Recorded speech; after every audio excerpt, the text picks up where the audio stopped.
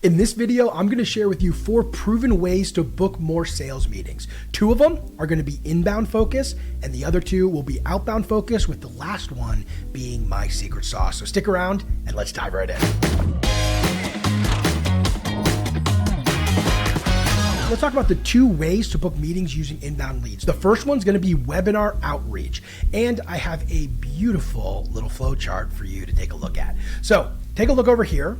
All right, so the first thing to notice here is up at the top, we have prospect in blue, sales in yellow. You are sales. So let's talk about the prospect portion. So the prospect's going to sign up for a webinar. That's webinar sign up.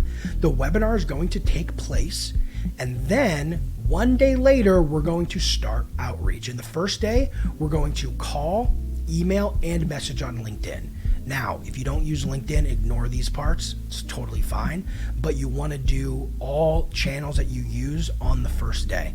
Day 2, you're going to want to call the prospect again.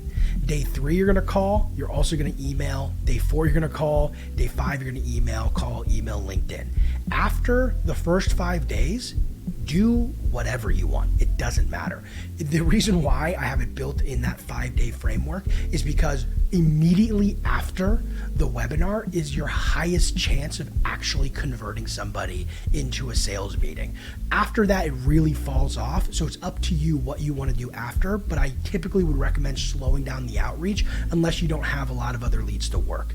Now, real quick tip here, when you're having the conversation with the person who signed up for the webinar, what I recommend you asking them is, what motivated you to sign up for the webinar in the first place? This question will have a huge impact on your ability to be able to uncover the challenge that they're having. All right, let's go to the next one. This is going to be for when prospects download an asset from the website. So maybe you have a white paper or a case study, or maybe some kind of template or tool that they use. What you want to do is you want to have your SDR team reach out to these leads as quickly as possible. So same format as before. The blue is the prospect, the yellow is sales. Blue downloads asset. Pretty simple, right? If they download any kind of asset, we want to reach out to them immediately. And you're going to notice here in less than 2 minutes. That's how fast I want your team reaching out to prospects that took this kind of action. Whenever a prospect takes action, it means that there's a problem they want to solve. So we want to be on the other side of that, making sure that we're helping to solve that problem. Also, understanding what challenges the organization is facing. So this is how we do it. Asset gets downloaded, call, email, LinkedIn. You're going to notice something similar here as the last one. If you don't use LinkedIn, cut it out. Day 2, call. Day 3, call, email. Day 4, call. Day 5, call, email, LinkedIn. Very similar, in fact, the same as what we were doing on the webinar outreach. And that's because it works. You want to have a really high frequency of follow-up on inbound leads once they take action.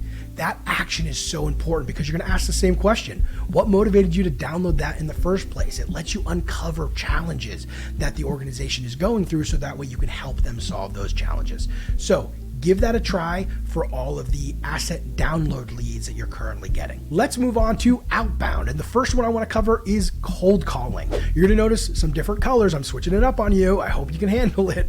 And that's green for manager and yellow for sales.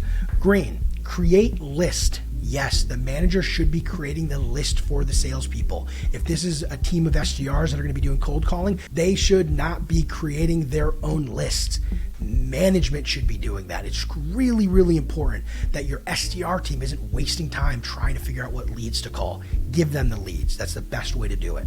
Now, once they have the leads, how do you reach out? If you're just cold calling, day 1, you're going to call. Day 3, you're going to call. Day 5, you're going to call. Day 8, you're going to call. Day 12, and then day 16. Wait 10 days and you repeat. The reason why you do this is twofold. One, it's not as frequent as what we were doing on inbound because you're going to be calling a lot of different leads, and new leads take priority over leads that have been called a couple times with no answer. So because of that, you don't want the same level of frequency as inbound, or you're going to be calling a lot of the same people over and over again. If you have a ton of leads, you may even want to spread this out a bit more. So that's just a little tip for you if you have a really large target market. The reason why you're leaving that 10-day delay before repeating the cycle is because you want to call them at a different point, because maybe they're on vacation or maybe they're really swamped and weren't answering their phone, whatever it might be. So you want to leave that kind of delay. After you've repeated this twice, I would leave an even longer delay, but more importantly than that, you should have a cap for how many times your SDR reaches out to a prospect before considering them ready for nurture, which means marketing will take over. We're not going to cold call them anymore. So give this format a try for cold calling. Now, time for my favorite one. This is multi-channel outreach. It's a little bit more advanced, and if you haven't even scratched the surface with cold calling, I suggest starting with that first. But if you're ready for multi-channel, which means you're using calls, you're using emails, maybe even LinkedIn, if your prospects are on there, you should be. Whatever you're using, this is how you weave them all together. So you're going to see manager and sales. Again, manager should be creating the list. This is mandatory. I don't want your team creating their own lists. Management needs to take ownership of the list, making sure that they're distributing leads across all of your reps. Now, here's the format you want to follow. Day 1, call, email, LinkedIn, the triple touch.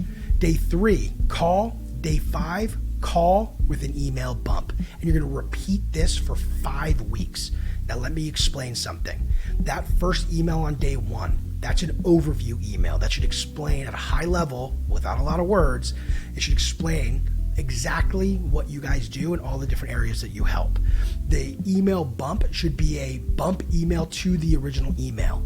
Now, for the next week, that first email won't be an overview email. It should be specific to one challenge that you solve, and the bump email will bump that email in a separate thread, and you keep repeating that. If you have any questions about that, comment down below. The idea here is that you are doing outreach initially broad and then getting specific in each one of your emails moving forward week over week. One more tip here.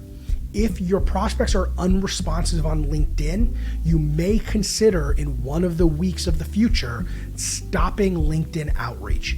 The last thing you want is a graveyard of failed prospecting attempts when a prospect goes to your message thread. It saves every single message you ever send them. So you might only want to send them 2 messages, maybe even 3 at the most, before you decide to let it rest or try a different method with LinkedIn. Alrighty, there you go. Those are 4 proven ways to book more sales meetings. And if you like that kind of content, make sure you like, comment, and subscribe. Thanks so much for watching, and we'll talk soon.